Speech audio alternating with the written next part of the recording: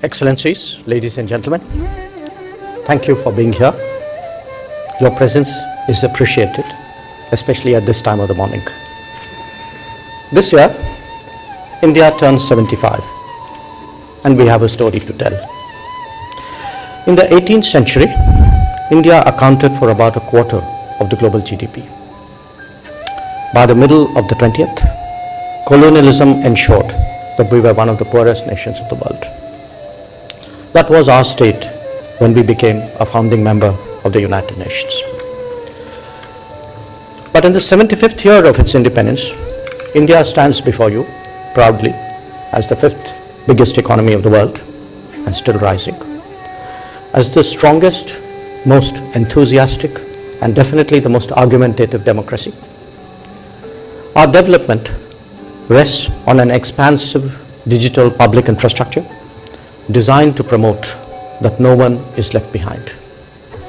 In recent days, digital technology has successfully advanced our food safety net to 800 million Indians. More than $300 billion of benefits have been distributed digitally.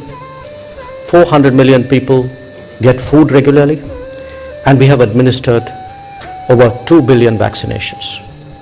And the secret of that is indeed digital. India today envisions itself as a developed country by 2047, 100 years of our independence. We dream of digitizing our most remote villages and landing on the moon, perhaps even digitizing it.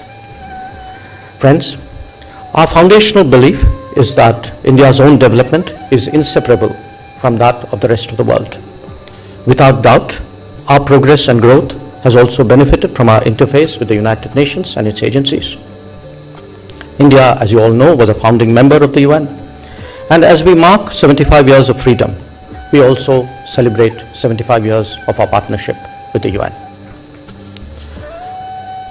The India-UN Development Partnership Fund is particularly symbolic of this relationship because it is the first ever single country South-South initiative at the UN. It currently extends to 66 development projects in 51 countries.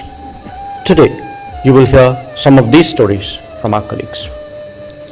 Our multifaceted partnership with the UN is significantly reflected in the area of peacekeeping. We have contributed over the years more than 250,000 personnel to this effort, more than any other country. But it would be best if you heard that from others about the difference that we have made to peacekeeping.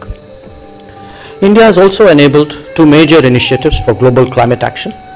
The first is the International Solar Alliance, which India pioneered with France in 2015 on the sidelines of COP21. Today, it has over 100 members. The second is the Coalition for Disaster Resilient Infrastructure, in which India is the founder member. At the COP26 last year, we helped to launch further initiatives under these two platforms, like the One Sun, One World, One Grid, Green Grids Initiative, and the Infrastructure for Resilient Island States Initiative. Excellencies, the COVID pandemic is an unprecedented global crisis. When needed, we responded first with vaccines for our friends in Africa, the Caribbean, Latin America, and our own neighborhood. I'm delighted that there will be others who will share their perspective on this subject. The conflict in Ukraine has aggravated food and energy inflation to make it one of the biggest challenges of our times. India has responded by supplying food grains, including as grant assistance in recent years to Afghanistan, Myanmar, Sri Lanka, Yemen, and several countries in Africa. It is important that we hear from those who have joined us today on the criticality of food security. Friends, we believe that development is a public good. Open sourcing is the best way forward. India believes that UN can be an even bigger force multiplier in advancing SDGs by pooling global knowledge. So let me conclude by reiterating that India stands committed, it stands ready to strengthen its partnerships with the United Nations, to ensure a brighter future for the planet. We have full faith in the principles of the United Nations, in its charter, and in our belief in reformed multilateralism as key to shared goals of the world. The world in our view, is one family. Your presence today reaffirms that. Thank you very much.